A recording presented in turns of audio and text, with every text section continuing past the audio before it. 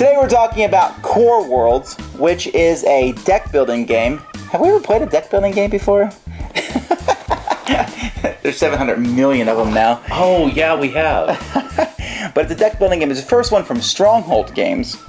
This is also the first one designed by Andy Parks, who's the designer of Parthenon and The Nightmare Before Christmas CCG. But no, it's actually not a bad game. And Parthenon won the Origins Game of the Year. Okay, but it was still a good game, despite winning that award. But anyhow, Core Worlds attracts me because, well, it's space. That's it. You know, I don't know anything else about it before playing it.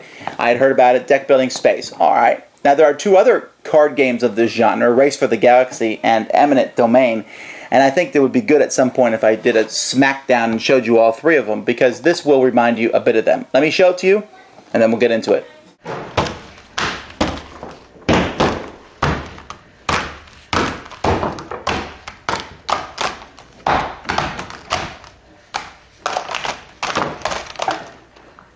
In Core Worlds, each player is given a planet to start with. It's their home world, Gamma Prime, Alpha Prime, Beta Prime.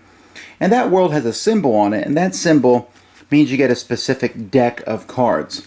Now, these cards are basically all the same. They have Galactic Grunts and Snub Fighters. Really, the only difference in each of these decks is that each deck has a different hero with a special ability. And so that's really the only difference in the starting deck that players get.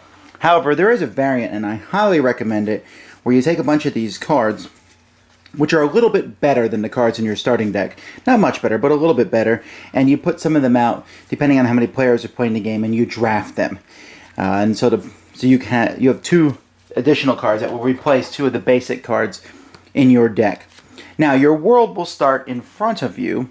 Each player also has a board, and then you'll take your deck and shuffle it and draw a certain amount of cards. For the beginning of the game, you will be drawing 6 cards.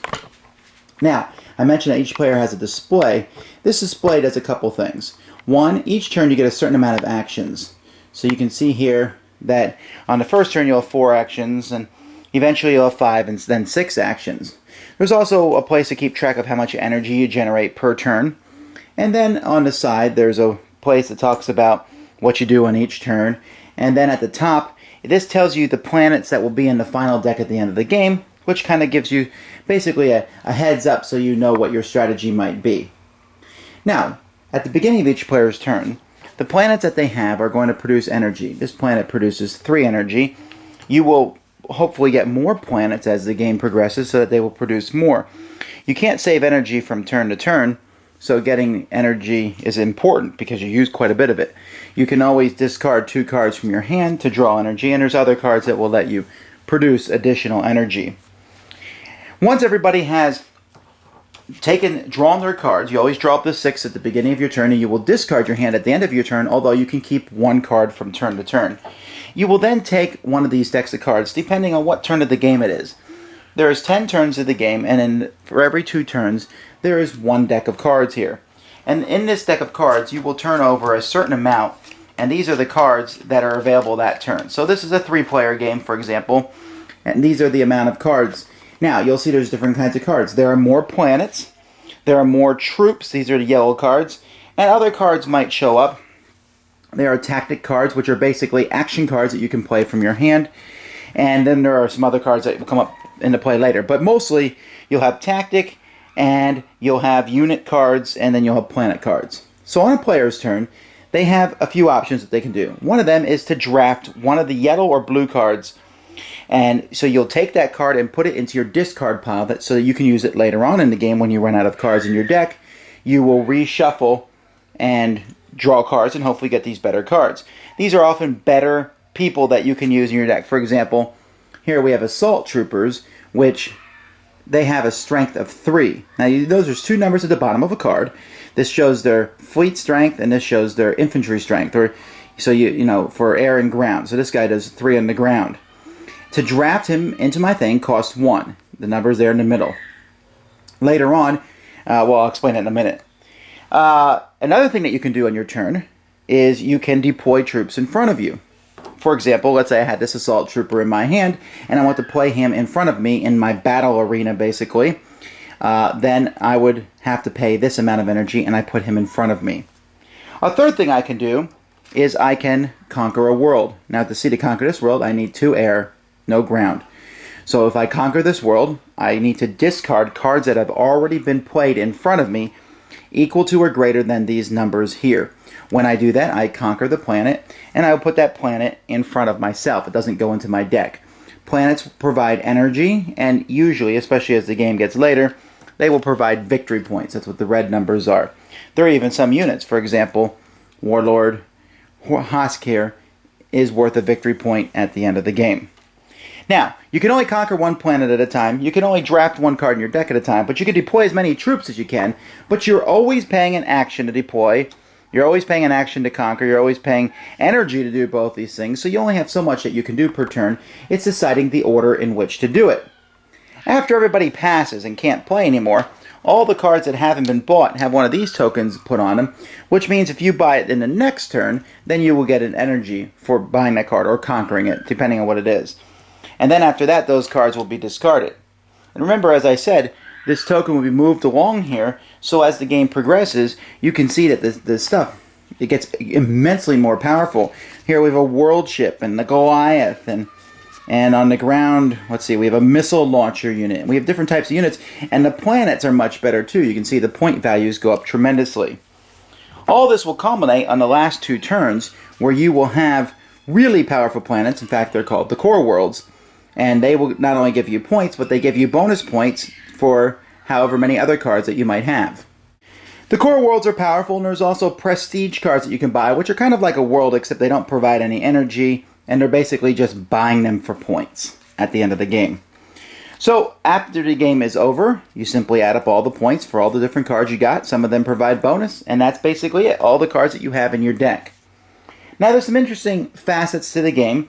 Cards that you put down in front of you that you deploy will stay in front of you from turn to turn.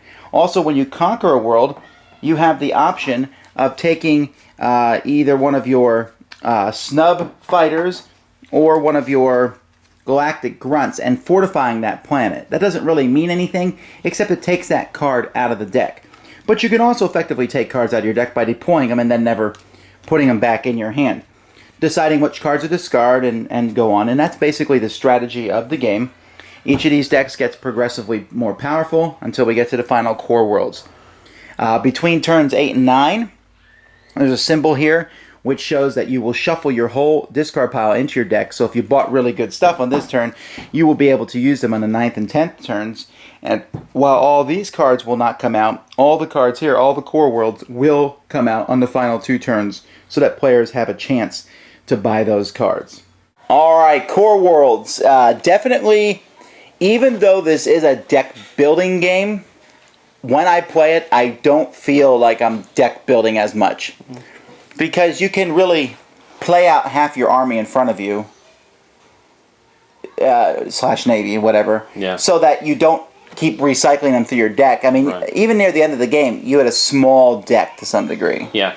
Calling this a deck building game and comparing it to other deck building games, in my opinion, would be kind of deceiving because of what Tom just said. You can have almost, well, I don't know. I guess you could probably come close to having your entire deck out in front of you at any given point, especially if you're going after something big, the largest on the table. So in that respect, you're not drawing a hand every round hoping to get the right cards. In some instances, you actually have much of what you need, but you're looking for 1, maybe 2 cards that will complete what you're trying to do, and then you go attack, and then it all goes back into your deck, and then you're back to drawing and starting all over again. So it has that, I don't know, I don't like calling it a deck building game because it really doesn't feel like it, like he said. Actually, I was thinking today about a strategy I'm going to try next game where I put out all my forces on the first 2 turns and don't try to conquer anything. And just get all my cards out and then start buying units, which I would then get the next turn because I've already gone through all the cards in my hand. Maybe. Yeah. Or maybe it would backfire dramatically and I would lose. Right. Artwork is phenomenal, I think. Yeah. Really, really looks good. And you know what? Unlike Race for the Galaxy, for example, I think the theme really shines through here. When you buy a laser tank, I felt like I bought a laser tank because the thing was nasty. And you get more and more powerful as the game goes by, buying all these different things. I have to say, I really, really enjoyed this game very much.